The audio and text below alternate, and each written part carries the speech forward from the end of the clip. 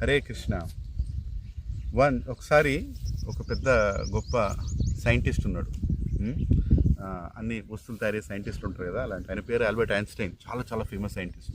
ఆయన ఇంటికైనా మిత్రులు ఇంటికి వెళ్ళారు. ఇంటికి వెళ్ళినప్పుడు ముందు రూమ్లో ఈ భూగోళము, ఈ అన్ని రకాల భూగోళాలు, మన ఈ సూర్యుడు చుట్టుపక్కల తిరిగేది, ఈ మొత్తం ఏదైతే ఉన్నదో ఈ గ్రహాలు అంత తిరిగేదంతా ఒక మోడల్ తయారు చేసినారు అన్ని స్ప్రింగ్ సిస్టంతో. హరే కృష్ణ, హరిబోల్ హరిబోల్ హరిబోల్.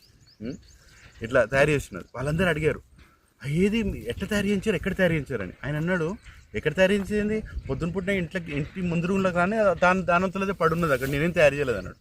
మరి మిత్రులు అన్నారు, ఏదేంటి మీరు అట్లా అంటున్నారు ఏంటండి ఆల్బర్ట్ గారు, మీరు ఇది తయారు చేయకుండా ఎట్లా తయారు చేయబడుతుంది, ఇంత బాగా తయారు చేయించారు, స్ప్రింగ్ సిస్టమ్ ఉన్నది, అన్ని గ్రహాలు తిరుగుతున్నాయి, సూర్యుడు ఉన్నాడు, ఇది మీరు తయారు చేయాలని ఎట్లా చెప్తున్నారు మీరు అని చెప్తే ఆల్బర్ట్ ఐన్స్టైన్ అన్నాడు, నేనేం తయారు చేయలేదు, అట్లే ఉంది, మీరు ఎందుకు నమ్మట్లేదు అన్నాడు. ఎట్లా నమ్ముతామండి, ఇంత మంచి మీరు తయారు చేసినప్పుడు తయారు చేయాలని ఎట్లా నమ్ముతాం అనగానే అప్పుడు ఆల్బర్ట్ ఐన్స్టైన్ ఎంత పెద్ద సైంటిస్ట్ అని ఏమన్నాడంటే, ఈ మొత్తం ప్రపంచం ఇన్ని భూగోళాలతో తిరుగుతున్నది, పైన సూర్యుడు తిరుగుతున్నాడు, చంద్రమామ తిరుగుతున్నది, ఇవన్నీ ఎలా తిరుగుతున్నాయి, ఒకరు తయారు చేస్తేనే తిరుగుతున్నాయి కదా.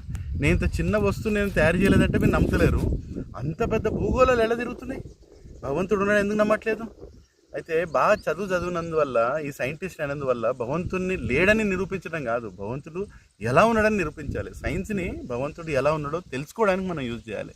మనం చదివే చదువు, స్కూళ్ళలో చదివి ఇవన్నీ కూడా భగవంతుడి సృష్టి అర్థం చేసుకోవడానికి మనం ఉపయోగించాలి, అర్థం చేసుకోకపోవడానికి కాదు. ఈ మధ్య ఏమవుతున్నదంటే బాగా చదువులు చదివి భగవంతుడే లేడు అనేదో చెప్పడానికి ప్రయత్నిస్తున్నారు, అది తప్పు కదా.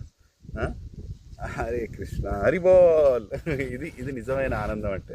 ఎంతమంది అంటారు, వస్తారా ఇక్కడ ఇట్లా ఆనందం అంటున్నారు.